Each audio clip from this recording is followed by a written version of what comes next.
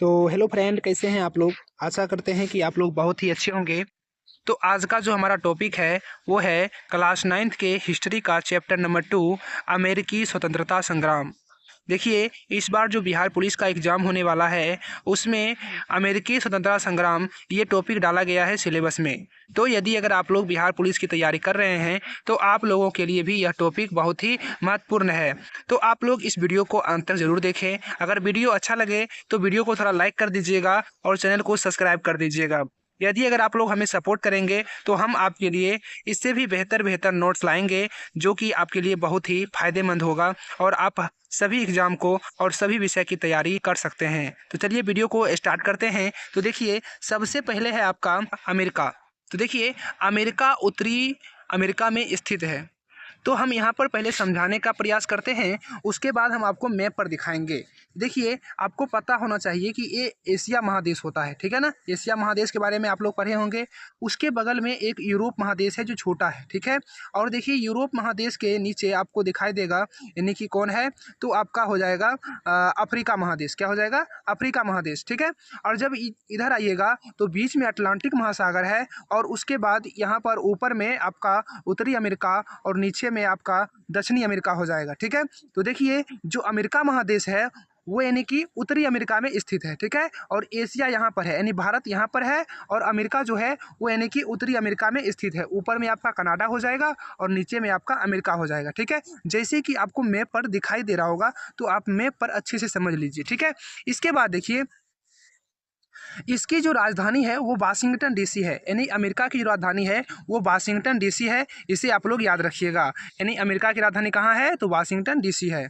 इसके बाद देखिए, अमेरिका यूनाइटेड स्टेट, यानी अमेरिका को ही यूनाइटेड स्टेट कहा जाता है, समझिएगा। अमेरिका को नई दुनिया भी कहा जाता है।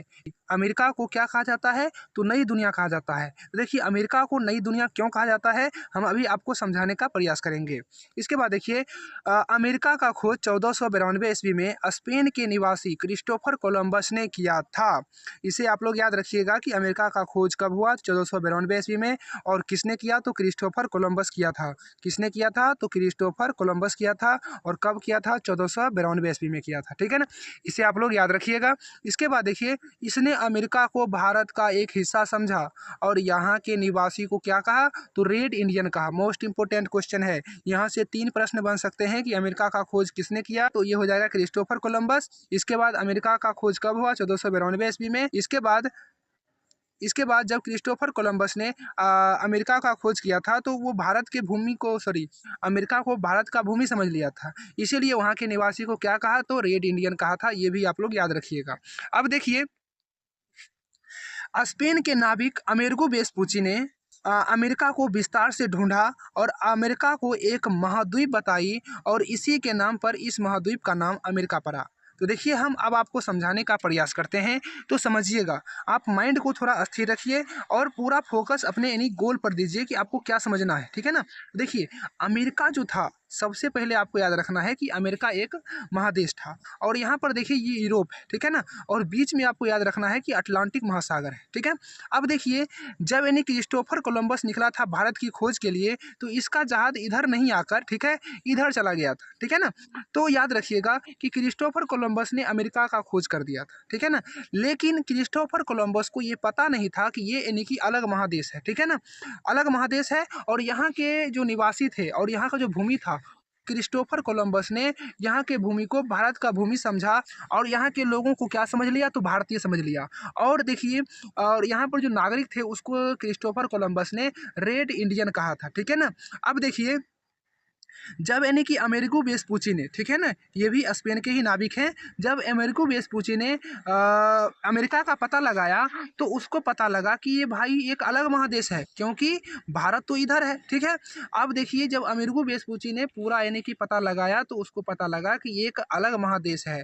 और देखिए, इससे पहले किसी भी महादेश के पास, यानी कि अमेरिका के अलावा किसी भी महादेश के पास यह जानकारी नहीं था। एक यानी कि अटलांटिक महासागर के उस पार भी महादेश है। इसीलिए इस महादेश को क्या कहा गया, तो नई दुनिया कहा गया। इसे आप लोग याद रखिएगा, ठीक है ना। और देखिए यहाँ से आप लोग आंख बंद कीजिए और क्वेश्चन को अपने माइंड में घुमाइए कि अमेरिका की राजधानी कहाँ है, तो वाशिंगटन डीसी है, ठीक है। अमेरिका का खोज किसने किया, तो क्रिस्टोफर कोलंबस किया था। किस अमेरिका का खोज कब हुआ था, 1492 ईस्वी में हुआ था। अमेरिका का जब खोज हुआ था तो क्रिस्टोफर कोलंबस ने अमेरिका के नागरिक को क्या समझा, तो भारत का नागरिक समझा, और वहाँ के लोगों को क्या कहा, तो रेड इंडियन कहा, ठीक है। इसके बाद देखिए अमेरिका का नाम अमेरिका कैसे पड़ा, तो अमेरिका का नाम अमेरिगो वेस्पुची के नाम पर पड़ा, क्योंकि उसने उसे विस्तार से ढूंढा और उसको एक अलग महादेश बताया था, ठीक है। इसके बाद देखिए अगला नंबर स्लाइड है आपका कि अमेरिका और इंग्लैंड के बीच में अटलांटिक महासागर स्थित है, जो कि हम बता चुके हैं कि अमेरिका और इंग्लैंड के बीच में कौन सा महासागर है, अटलांटिक महासागर है। अमेरिका और इंग्लैंड के बीच की जो दूरी है वह लगभग 6000 किलोमीटर है। इसे आप लोग याद रखिएगा कि अमेरिका और इंग्लैंड के बीच की दूरी लगभग 6000 किलोमीटर है, ठीक है। अब देखिए यूरोपीय देशों द्वारा 15वीं शताब्दी में समुद्री मार्ग का खोज होना शुरू हुआ। अब देखिए यूरोपीय लोग समुद्री मार्ग का खोज क्यों कर रहे हैं, तो इसको हमने भौगोलिक खोज में बता दिया है, ठीक है ना। तो यदि अगर आप लोग उस वीडियो को नहीं देखे हैं तो सबसे पहले आप उस वीडियो को देख लीजिए, क्योंकि उस वीडियो से रिलेटेड इस वीडियो में कुछ कुछ पॉइंट हैं, ठीक है। इसके बाद देखिए तो यहाँ पर अगला नंबर पॉइंट क्या था हमारा कि यूरोपीय देशों द्वारा 15वीं शताब्दी में समुद्री मार्गों का खोज होना शुरू हुआ और इसका उद्देश्य व्यापारी मार्ग को खोजना और यूरोप देशों के व्यापार को बढ़ावा देना था, ठीक है ना। ये आप लोग याद रखिएगा। इसके बाद देखिए उत्तरी अमेरिका पर फ्रांस और इंग्लैंड, यूनाइटेड किंगडम और ब्रिटेन ने अपना अधिकार कर लिया और इनका शोषण करने लगे, तो अमेरिका के प्रबुद्ध वर्ग के पढ़े लिखे ने अमेरिका को स्वतंत्र कराने का प्रयास किया। तो देखिए जब यानी कि यूरोपीय लोगों ने, ठीक है ना, और अमेरिका को विस्तार से ढूंढा और वहाँ के लोगों के बारे में जानकारी हासिल की, उसके बाद धीरे धीरे व्यापार करना चालू किया और क्या कर दिया, तो देखिए अमेरिका महादेश जो है, ठीक है ना, जो यानी उत्तरी अमेरिका है उसमें मुख्यतः दो देश आते हैं, ठीक है ना। तो ऊपरी जो है आपका कनाडा हो जाएगा और नीचे वाला आपका अमेरिका है, ठीक है। तो अमेरिका महादेश पर जो दबदबा था, तो अमेरिका देश पर जो दबदबा था वह इंग्लैंड का था और कनाडा पर जो दबदबा था वह फ्रांस का था। इसे आप लोग याद रखिएगा, ठीक है। तो अब देखिए जब यानी कि अमेरिका का शोषण होने लगा तो यहाँ के जो पढ़े लिखे लोग थे उसने अमेरिका को आज़ाद कराने के बारे में सोचा। तो देखिए ये आज़ाद कैसे मिला, ठीक है, कितने युद्ध हुए, कितना प्रयास करना पड़ा, तो इसके बारे में हम लोग आगे जानेंगे, ठीक है ना। तो देखिए यहाँ पर सबसे पहले आगे बढ़ने से पहले आपको एक बता दें कि उपनिवेश का मतलब क्या होता है, ठीक है ना। तो देखिए समझिएगा उपनिवेश किसे कहते हैं, जब कोई देश किसी दूसरे देश पर कब्जा कर लेता है और उसे अपने लाभ के लिए शोषण करने लगता है तो उसे क्या कहेंगे, उपनिवेश कहते हैं, ठीक है ना। जैसे मान लीजिए भारत और यहाँ पर देखिए इंग्लैंड है, ठीक है ना। तो इंग्लैंड ने क्या किया था, तो भारत पर कब्जा करके रखा था और इसको अपना उपनिवेश बना के रखा था। उपनिवेश का मतलब होता है गुलाम एक तरह से, ठीक है ना। तो याद रखिएगा आप लोग। इसके बाद देखिए अमेरिकी स्वतंत्रता संग्राम के कारण के बारे में आप जानते हैं। तो देखिए सबसे पहले है उपनिवेशों में राजनीतिक स्वैता का अभाव, उसके बाद दूसरा नंबर है भौगोलिक दूरी, धार्मिक एवं सामाजिक व्यवस्था में मतभेद था, सप्तवर्षीय युद्ध का प्रभाव है, प्रगति विरोधी आर्थिक नीति, आपत्तिजनक कर, लेखकों एवं प्रचारकों की भूमिका, जॉर्ज तृतीय की निरंकुश नीति, बोस्टन चाय पार्टी, ये तत्कालीन कारण था, ठीक है ना। यानी कि अमेरिका को स्वतंत्रता दिलाने का ये तत्कालीन कारण था बोस्टन चाय पार्टी, ठीक है। इसे आप लोग याद रखिएगा। अब देखिए हम इन सभी के बारे में बारी बारी से जानते हैं कि उपनिवेश में राजनीतिक स्वतंत्रता का अभाव क्या है, भौगोलिक दूरी क्या था, ठीक है, इस सब के बारे में जानेंगे। तो देखिए समझिएगा, तो सबसे पहले है आपका उपनिवेशों में राजनीतिक स्वैता का अभाव। अब देखिए अमेरिका में अधिकांश लोग अंग्रेज थे। अब देखिए आप लोग कहिएगा कि अमेरिका में अंग्रेज लोग कैसे थे, तो जब यानी कि अमेरिका महाद्वीप का पता लगा तो क्या हुआ, तो यूरोप महादेश के कई लोग यानी अमेरिका में आकर बस गए थे, ठीक है ना। बहुत सारे लोग यानी कि अमेरिका में आकर क्या कर गए, तो बस गए। तो यहाँ पर देखिए दो तरह के लोग हो गए, एक तो जो पहले अमेरिका में रहा करते थे सो, ठीक है, इसके बाद यानी कि जो यानी यूरोप से आए हैं सो, ठीक है ना। तो यहाँ पर दो तरह के लोग हो गए, आप लोग इसको याद रखिएगा, ठीक है। अब देखिए कहता है कि अमेरिका में अधिकांश लोग अंग्रेज थे और उन्होंने इंग्लैंड की शासन प्रक्रिया को देखा था, अतः यह लोग अमेरिका में भी उसी तरीके का शासन व्यवस्था चाहते थे, जबकि ब्रिटिश इसके खिलाफ थे और ब्रिटिश अमेरिका के निवासियों को शासन के योग्य नहीं मानते थे। तो समझिएगा, देखिए यहाँ पर मान लीजिए यूरोप है, इधर अमेरिका है, माइंड को स्थिर कीजिए और समझिए। देखिए, यूरोपीय जो लोग थे यहाँ पर जो आकर बसे हुए थे, ठीक है ना, यहाँ पर जो आकर बसे हुए थे, वो यानी कि इंग्लैंड के कानून को अच्छी तरह से जानते थे कि भाई इंग्लैंड में क्या क्या होता है, क्या गलती करने पर क्या सज़ा मिलता है, कितना टैक्स लिया जाता है, कितना यानी सरकार लोगों को मदद करता है, सब तरह का नियम कानून उसको यानी कि पता था इंग्लैंड के बारे में, ठीक है। अब मान लीजिए और अब मान लीजिए कि जो इन यूरोप के लोग थे, ठीक है ना, वो क्या कर रहे थे, तो यहाँ से यहाँ पर जो नियम था, ठीक है ना, अच्छा अच्छा नियम, उसको यहाँ पर लागू नहीं करके यानी कि उसका शोषण करते थे, आपत्तिजनक कर लगा देते थे, ठीक है, जो कि इनको बर्दाश्त नहीं हुआ। और ठीक है, और ये भी कारण बन गया किसका, तो अमेरिका के स्वतंत्रता संग्राम का, ठीक है। इसके बाद देखिए भौगोलिक दूरी समझिएगा। अब देखिए अमेरिका और इंग्लैंड के बीच की दूरी काफ़ी अधिक थी और उस समय यातायात एवं संचार की सुविधा भी नहीं थी और अधिक दूरी का फायदा अमेरिका के निवासी ने उठाया। अब देखिए यहाँ पर है आपका यूरोप, इधर है आपका अमेरिका और बीच में आपका हो जाएगा अटलांटिक महासागर, ठीक है ना। तो यहाँ की जो यहाँ तक की दूरी थी, तो यहाँ से जो यहाँ तक की दूरी थी वह था 6000 किलोमीटर। कितना था? 6000 किलोमीटर था और काफ़ी दूरी था। इसीलिए अगर मान लीजिए कि आपको हम बता दें, एक उदाहरण से समझिए, ठीक है ना। सबसे पहले तो देखिए, अगर मान लीजिए कि यहाँ पर कोई बच्चा है, कोई बच्चा अगर मान लीजिए अपने गांव में है और उसका गार्जियन यानी बाहर में रहता है, तो ये अपने बच्चे को कितना भी अगर फ़ोन से डांट ले, ठीक है, बच्चा यहाँ पर सही से नहीं रहेगा, ठीक है।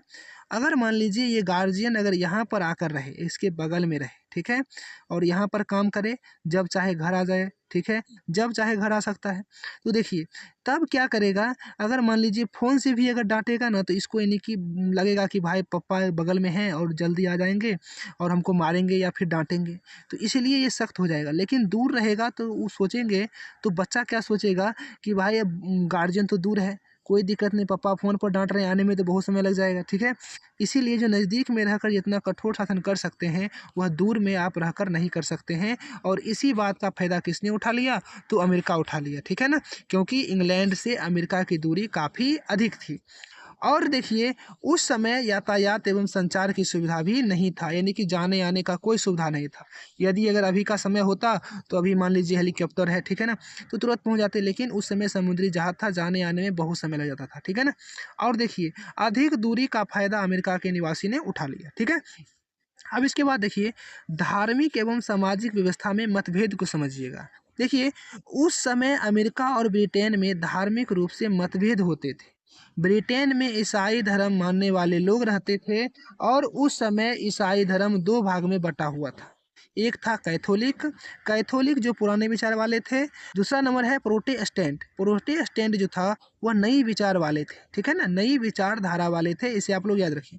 ब्रिटेन के लोग प्रोटेस्टेंट को पसंद नहीं करते थे और धार्मिक उत्पीड़न के कारण प्रोटेस्टेंट एवं प्यूरिटनो इंग्लैंड को छोड़कर अमेरिका चले आए, ठीक है ना। तो देखिए समझिएगा कि अमेरिका में जो यानी कि यूरोप के जो लोग आकर बसे हुए हैं, वो प्रोटेस्टेंट धर्म के लोग ही आकर अमेरिका में क्या कर गए हैं, तो बस गए हैं। इतना तक आप लोग अगर याद रखिएगा तो आपको हम आगे समझाने का प्रयास करेंगे। इसके बाद देखिए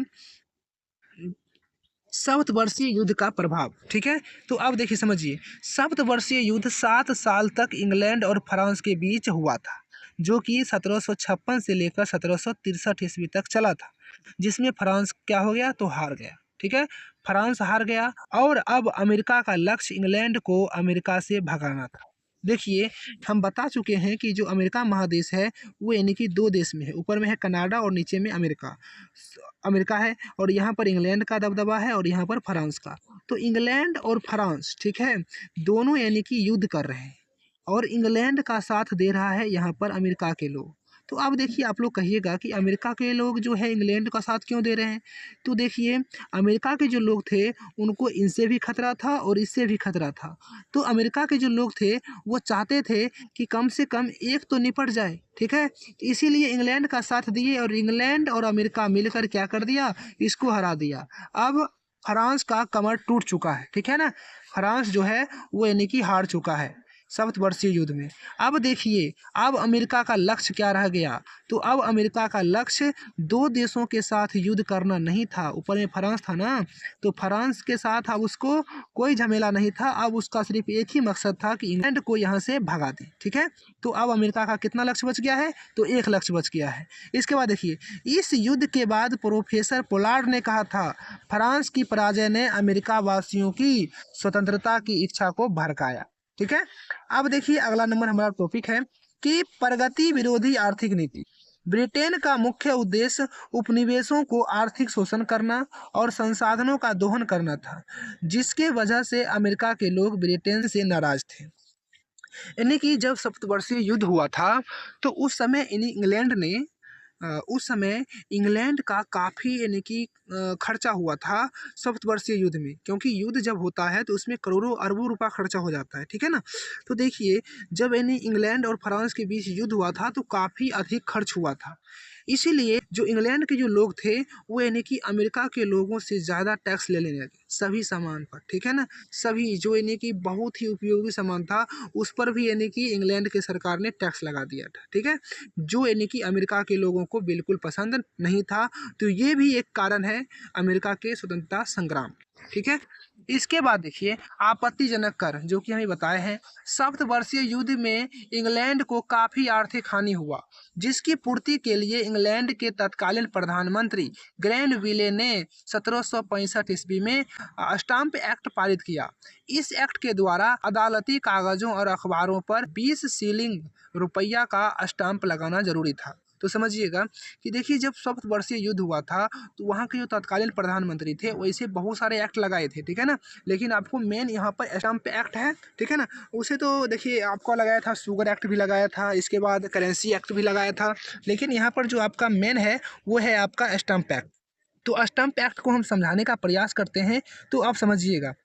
तो देखिए स्टाम्प एक्ट क्या था, तो यहाँ पर आप लोग को एक इमेज दिखाई दे रहा होगा, यही है आपका स्टाम्प पेपर। ठीक है ना, तो इस पर भी यानी कि अमेरिका के सरकार ने 20 रुपया का टैक्स लगा दिया था। ठीक है ना, तो इसके बाद देखिए कि 1767 ईस्वी में इंग्लैंड ने क्या किया, तो जो इंग्लैंड से वस्तु अमेरिका में आती थी जो बहुत ही ज़रूरी थी, जैसे कागज़ हो गया, शीशा हो गया, चाय हो गया, रंग हो गया, इस सब पर क्या कर दिया, तो यानी कि ज़्यादा कर लेना शुरू कर दिया। ठीक है ना, जो यानी कि बहुत ही उपयोगी वस्तु थी उससे ज़्यादा टैक्स लेने लगा। तो देखिए अमेरिका के लोगों ने क्या किया, तो अमेरिका के लोगों ने इंग्लैंड के जो आए हुए सामान था उसका बहिष्कार करना शुरू कर दिया।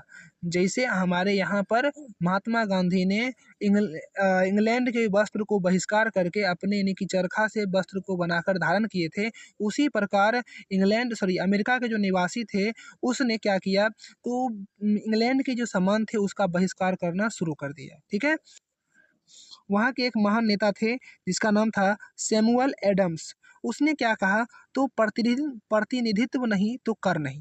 यानी कि प्रतिनिधित्व का मतलब होता है कि जैसे रक्षा करने वाला राजा जिसको मान सकते हैं या नेता मान सकते हैं। तो यानी कि सैमुअल एडम्स का कहना था कि जब यानी कि सरकार में हमारा कोई प्रतिनिधित्व नहीं है तो हम कर काहे दें, हमारी बातों को सुनने वाला कोई नहीं है तो हम कर काहे दें, जो हमारी समस्या को समझे, हमारे दुख को समझे, हमें यानी कि साथ दे। ठीक है, तो हम कर देंगे, लेकिन जब हमारा कोई प्रतिनिधित्व है ही नहीं सरकार में, ठीक है ना, तो हम कर काहे दें। तो इसीलिए सैमुअल एडम्सन ने प्रतिनिधि नहीं तो कर नहीं, ठीक है ना, ये नारा दिया था। ठीक है, इसके बाद देखिए ब्रिटिश सरकार के खिलाफ अमेरिका ने स्वाधीनता का पुत्र और स्वाधीनता की पुत्री नामक दो संस्था को बनाया और इस संस्था में क्रांतियों को जोड़ा गया। तो देखिए अमेरिका को आज़ाद कराने के लिए दो संगठन की स्थापना किया गया था। पहला है स्वाधीनता का पुत्र, दूसरा है स्वाधीनता की पुत्री। ये दोनों यानी कि आपका संगठन था जिसमें यानी कि फौजी को, जो यानी कि अमेरिका के सैनिक थे, उसको तैयार किया गया अमेरिका को आज़ाद कराने के लिए। ठीक है, इसके बाद देखिए समझिएगा लेखकों एवं प्रचारकों की भूमिका। अब देखिए लेखक और प्रचार की भूमिका क्या थी अमेरिका स्वतंत्रता संग्राम में, तो समझिएगा लेखक ने अपनी पत्रिका के माध्यम से लोगों में स्वतंत्रता की भावना को जगाया। टॉमस पेन जिसके पुस्तक का नाम है कॉमन सेंस, ठीक है ना। 1776 ईस्वी में कॉमन सेंस नामक पत्रिका को प्रकाशित किया। इसमें ऐसे ऐसे भाषण, ऐसे ऐसे वर्ड लिखे थे जिससे अमेरिका के लोगों को लगा कि भाई अंग्रेज हमारे साथ गलत कर रहे हैं, इंग्लैंड के लोग हमारे साथ शोषण कर रहे हैं, उसको भगाना बहुत ज़रूरी समझा, ठीक है। इसके बाद देखिए जॉर्ज तृतीय की निरंकुश नीति, यानी कि जो जॉर्ज तृतीय था, जो इंग्लैंड का राजा था, वो यानी कि निरंकुश नीति का था, सिर्फ अपने बारे में सोचता था, जनता कहीं पर भी जाए उसको उससे कोई मतलब नहीं, ठीक है। तो देखिए जॉर्ज तृतीय पहले इंग्लैंड का शासक था, बाद में अमेरिका का शासक बन गया, ठीक है। जॉर्ज तृतीय एक निरंकुश शासक था। इसका उद्देश्य था कि किसी देश पर शासन को करेंगे लेकिन जनता की भलाई नहीं करेंगे, यानी कि जो जॉर्ज तृतीय था पहले इंग्लैंड का राजा था, उसके बाद कहाँ राजा बन गया, अमेरिका का शासक बन गया, ठीक है। अब देखिए अमेरिका में वो चाहता था कि हमारा दबदबा रहे, लोग हमारी बात को माने, लेकिन जो अमेरिका के लोग थे वो चाहते थे कि जो राजनीतिक वहाँ पर संगठन में जो आदमी है उसका दबदबा रहे, लेकिन जॉर्ज तृतीय सारी पावर को अपने अंदर रखना चाहते थे, जिससे यानी कि अमेरिका के लोग नाखुश थे, ठीक है ना। इसके बाद देखिए बोस्टन चाय पार्टी, ये तत्कालीन कारण बन गया था। ब्रिटिश सरकार ने 1773 ईस्वी में चाय कानून बनाया। अब देखिए ये चाय कानून बनाया, इस कानून के द्वारा भारत से सीधा चाय अमेरिका को भेजा जाने लगा और अमेरिका में केवल ईस्ट इंडिया कंपनी ही चाय बेच सकती थी। इसके विरुद्ध अमेरिका वासियों ने अमेरिका के बोस्टन बंदरगाह पर पहुंचकर चाय की सभी पेटी समुद्र में फेंक दी और इसी घटना को बोस्टन चाय पार्टी के नाम से जाना जाता है। तो हम आप लोग को समझाने का प्रयास करते हैं, तो समझिएगा 1773 ईस्वी में देखिए क्या हुआ कि इंग्लैंड के जो शासक थे उसने एक अधिनियम पारित किया, यानी कि एक कानून लाया जिसका नाम था चाय कानून, ठीक है ना। इसमें भारत जो थे अपना इंडिया, उसको यानी कि वहाँ पर जो ईस्ट इंडिया कंपनी था उसको एकाधिकार दे दिया। क्या एकाधिकार दे दिया कि सिर्फ भारत ईस्ट इंडिया कंपनी से जो चाय आएगा वही सिर्फ अमेरिका में बिक सकता है, ठीक है ना। ऐसा कानून बना दिया। तो जब मान लीजिए भारत से जब अमेरिका में चाय आएगा तो इतना दूरी तय करने के बाद आएगा तो उसका दाम तो महंगा होगा कि नहीं होगा, तो हो जाएगा महंगा, ठीक है। तो जो यानी अमेरिका के लोगों को बिल्कुल ही पसंद नहीं था, इसीलिए जब भारत ईस्ट इंडिया कंपनी से चाय का निर्यात अमेरिका में किया गया और जब यानी कि जहाज बोस्टन के बंदरगाह पर पहुंची, जो आंदोलनकारी लोग थे उसने यानी कि उस नाव पर चढ़कर लगभग 340 पेटियां थी उसको यानी कि समुद्र में फेंक दिया, ठीक है। इसे आप लोग याद रखिएगा। इसके बाद देखिए समझिएगा, कहता है इसके बाद अमेरिका के लोग ब्रिटिश कानून और ब्रिटिश वस्तुओं का बहिष्कार कर दिया। ब्रिटिश सेना और अमेरिका वासियों के बीच 18 अप्रैल 1775 ईस्वी को लेक्सिंगटन में युद्ध हुआ था, यानी कि पहला युद्ध हुआ था, याद रखिएगा। लेक्सिंगटन में इंग्लैंड और अमेरिका के बीच युद्ध हुआ था, ठीक है ना। तो ये यानी कि पहला यानी कि युद्ध का क्या हो गया है, अब शुरुआत हो गया है। बहुत सारे युद्ध लड़े थे, ठीक है ना, लगभग 4 से 5-6 युद्ध लड़े थे। आपको उतना याद नहीं रखना है, ठीक है ना, वो उतना आपके सिलेबस में है भी नहीं। तो देखिए समझिएगा कि 18 अप्रैल 1775 ईस्वी को लेक्सिंगटन में पहला युद्ध हुआ था। अमेरिका ने 4 जुलाई 1776 को स्वतंत्रता की घोषणा की। देखिए जो अमेरिका के संगठन थे, जो यानी कि आंदोलनकारी लोग थे, उसने 4 जुलाई 1776 ईस्वी को ही अमेरिका को स्वतंत्र घोषित कर दिया, ठीक है ना। तो जिसमें 13 ब्रिटिश उपनिवेशों के ग्रेट ब्रिटेन से अपने राजनीतिक संबंध तोड़ दिए, जिसमें 13 ब्रिटिश उपनिवेशों ने ग्रेट ब्रिटेन से अपने राजनीतिक संबंध तोड़ दिए और संयुक्त राज्य अमेरिका के रूप में एक स्वतंत्र राष्ट्र के रूप में अपनी स्वतंत्रता की घोषणा की, ठीक है ना। तो यहाँ से आप लोग को क्वेश्चन देखने को मिल सकता है कि अमेरिका ने अपने आप को स्वतंत्र घोषित कब कर दिया, तो 4 जुलाई 1776 को कर दिया था, ठीक है। तो ये आप लोग के लिए बहुत ही इंपॉर्टेंट पॉइंट था, इसे आप लोग याद रखिएगा। अब देखिए 4 जुलाई को जब घोषित कर दिया तो इंग्लैंड को लगा कि ये अब अपने आप स्वतंत्र कैसे घोषित कर लिया, अभी तो हमने इसको आज़ाद किया ही नहीं। तो इसके बीच काफ़ी संघर्ष हुआ था, ठीक है ना, काफ़ी युद्ध लड़े गए थे। तो उतना आप लोग को याद नहीं रखना है, ठीक है, उतना आपसे पूछा भी नहीं जाएगा। देखिए अगला नंबर पॉइंट है कि 4 जुलाई को संयुक्त राज्य अमेरिका में स्वतंत्रता दिवस के रूप में मनाया जाता है। तो आपसे पूछ सकता है कि अमेरिका में स्वतंत्रता दिवस कब मनाया जाता है, तो 4 जुलाई को मनाया जाता है, ठीक है। अमेरिकी स्वतंत्रता संग्राम के दौरान फ्रांस और स्पेन ने अमेरिकी उपनिवेशों का साथ दिया था, याद रखिएगा।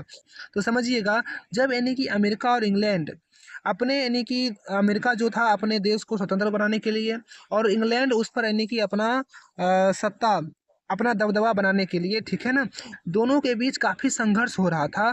तो उस समय यानी कि फ्रांस भी अपना बदला लेने के लिए, और स्पेन का भी यानी कि काफ़ी जगह इंग्लैंड ने कब्जा रखा था, तो उसको यानी कि छुड़वाने के लिए और उसे बदला लेने के लिए दोनों क्या कर दिए, तो दोनों ने अमेरिका का साथ दिया था, ठीक है ना। तो इसमें क्या हो गया था, अमेरिका का काम और भी आसान हो गया। तो समझिएगा, तो 1781 ईस्वी अंग्रेजी सेना अध्यक्ष कॉर्नवालिस को यॉर्क टाउन के युद्ध में आत्मसमर्पण करना पड़ा, और अमेरिकी सेनापति जॉर्ज वाशिंगटन महत्वपूर्ण नेता के रूप में उभरा। तो समझिएगा, 1781 ईस्वी में जब यानी कि स्पेन, फ्रांस और अमेरिका तीनों मिलकर इंग्लैंड के साथ युद्ध कर रहे थे, तो जब इंग्लैंड को लगा कि भाई अब हम इसके साथ युद्ध नहीं कर सकते हैं, हम हार जाएंगे, तब कॉर्नवालिस ने यॉर्क टाउन के युद्ध में आत्मसमर्पण कर दिया और कह दिया कि अब अमेरिका पर हमारा कोई अधिकार नहीं रहेगा, उसको आज़ाद कर दिया जाएगा, ठीक है। इसके बाद देखिए अगला नंबर है कि 3 सितंबर 1783 ईस्वी को पेरिस की संधि के द्वारा अमेरिकी स्वतंत्रता संग्राम का अंत हुआ। तो देखिए, वैसे हमको 3 सितंबर 1783 ईस्वी को पेरिस का संधि देखने को मिलता है, लेकिन आपके बुक में और जानकारी के मुताबिक 3 फरवरी 1783 ईस्वी को भी पेरिस का संधि हुआ था, यानी कि ये दोनों डेट एक ही है। यहाँ पर थोड़ा सा कन्फ्यूजिंग है कि 3 होगा कि या 3 सितंबर होगा। कहीं पर 3 सितंबर बता रहा है तो 3 फरवरी बता रहा है, लेकिन आपके बुक में जो है वह 3 फरवरी दे रहा है। तो आप लोग याद रखिएगा 3 फरवरी ही आपका राइट आंसर होगा। इसे आप लोग याद रखिएगा कि पेरिस की संधि कब हुई थी, तो 3 फरवरी 1783 ईस्वी को पेरिस की संधि के द्वारा अमेरिका और जो अमेरिका का स्वतंत्रता संग्राम था उसका अंत हो गया, ठीक है। इसके बाद देखिए, अमेरिका का संविधान 1787 ईस्वी में बनकर तैयार हो गया, और इसे 1789 ईस्वी में लागू किया गया था। इसे आप लोग याद रखिएगा, ठीक है। इसके बाद देखिए, अमेरिका के प्रथम जो राष्ट्रपति थे वह जॉर्ज वाशिंगटन थे, ठीक है। इसके बाद देखिए, लेजेस फेयर, मुक्त व्यापार का सिद्धांत किसने दिया था, तो एडम स्मिथ दिए थे, ठीक है। इसे आप लोग याद रखिएगा, मोस्ट इंपोर्टेंट पॉइंट है। इसके बाद देखिए समझिएगा कि अमेरिकी स्वतंत्रता संग्राम के परिणाम, अमेरिकी स्वतंत्रता संग्राम के परिणाम क्या हुए, तो अमेरिका स्वतंत्र हो गया और आगे चलकर एक शक्तिशाली राष्ट्र के रूप में उभरा। इसके बाद देखिए, ब्रिटेन की हार का दोषी जॉर्ज तृतीय को समझा गया, ठीक है। आप लोगों को पता ही होगा कि जॉर्ज तृतीय जो था उसका जो नीति था निरंकुशवादी नीति था, ठीक है ना। और जॉर्ज तृतीय का तानाशाह बनने का सपना चूर चूर हो गया, जो उनको तानाशाह बनने का सपना था वो क्या हो गया, तो चूर चूर हो गया। अमेरिकी स्वतंत्रता संग्राम ने फ्रांस के लोगों को प्रभावित किया, और फ्रांस के सैनिक अपने देश लौटकर अपने निरंकुश राजा के खिलाफ विद्रोह कर दिया, ठीक है ना। तो देखिए समझिएगा कि जो यानी अमेरिका के लोग थे वह किस प्रकार इंग्लैंड को अमेरिका से खदेड़ कर भगा दिया, अपने जो जो उनका निरंकुश नीति था उसको तोड़ दिया, ठीक है ना। तो उसी को फ्रांस भी सीख रहा था, फ्रांस के लोग भी यानी कि उसको समझ रहा था कि भाई अमेरिका कितना यानी कि दिमागी आदमी है, जो इंग्लैंड की दमनकारी नीति को तोड़ दिया, उनके साथ संघर्ष किया, उनके साथ युद्ध किया और उनको भगा दिया। तो उसी प्रकार जो फ्रांस के लोग थे उसने भी फ्रांस में जाकर अपने राजा के खिलाफ क्या करने लगे, तो तानाशाही के खिलाफ आवाज़ उठाने लगे, ठीक है।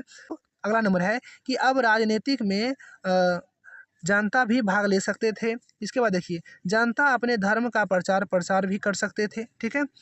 विश्व की प्रथम लिखित संविधान याद रखिएगा 1789 ईस्वी में लागू हुआ, जिसमें महिलाओं को संपत्ति का अधिकार मिला, ठीक है ना। संपत्ति का अधिकार तो मिला, लेकिन वोट का अधिकार नहीं मिला था, जिसको हम अभी आगे समझाएंगे। अब देखिए, अमेरिका का जो यानी कि शक्ति था उसको 3 भागों में बांट दिया गया। सबसे पहला का विधायिका, उसके बाद आपका है कार्यपालिका और न्यायपालिका, जो कि यानी कि भारत में भी लागू है, ठीक है। और देखिए समझिएगा, अमेरिका में मोंटेस्क्यू के शक्ति पृथक्करण सिद्धांत को मान लिया, यानी कि जो शक्ति पृथक्करण का सिद्धांत था वो यानी मोंटेस्क्यू का था, उसको मान लिया, ठीक है ना। इसके बाद देखिए, महिलाओं को मताधिकार से वंचित रखा गया, यानी महिलाओं को वोट देने का अधिकार नहीं था, लेकिन बाद में दिया गया अधिकार, ठीक है। इसके बाद देखिए, इंग्लैंड की असफलता के कारण, समझिएगा, अमेरिका और इंग्लैंड के बीच की दूरी काफ़ी अधिक थी, याद रखिएगा। इसके बाद है अगला नंबर कि अमेरिका की शक्ति का नज़रअंदाज करना, ठीक है ना। अमेरिका के पास बहुत सी शक्ति थी, ठीक है ना, लोग दिमागी थे, ठीक है, लोग पढ़े लिखे भी थे। इसके बाद देखिए अमेरिका वासियों में स्वतंत्रता की भावना का बढ़ना। और चौथा नंबर हो जाएगा आपका जॉर्ज तृतीय की शासन की नीति। जो जॉर्ज तृतीय की जो शासन की नीति थी वह निरंकुशवादी नीति थी, जिसके कारण क्या हो गया, तो इंग्लैंड असफल हो गया। इसके बाद देखिए एक पॉइंट आप याद रखिएगा कि नेपाल एक ऐसा देश है जो किसी भी देश का गुलाम नहीं हुआ है, ठीक है। और अमेरिका के 13 जगहों पर इंग्लैंड का कब्जा था, जो कि यहाँ पर लिखा गया है। आप लोग इसको याद कर लीजिएगा, यानी कि यह 13 जगह था जहाँ पर इंग्लैंड का कब्जा था, ठीक है, अमेरिका के। और देखिए ये वीडियो आपका यहीं पर अंत होता है। कैसा लगा वीडियो कमेंट में ज़रूर बताइएगा। चलिए मिलेंगे नेक्स्ट वीडियो में, तब तक के लिए जय हिंद जय भारत।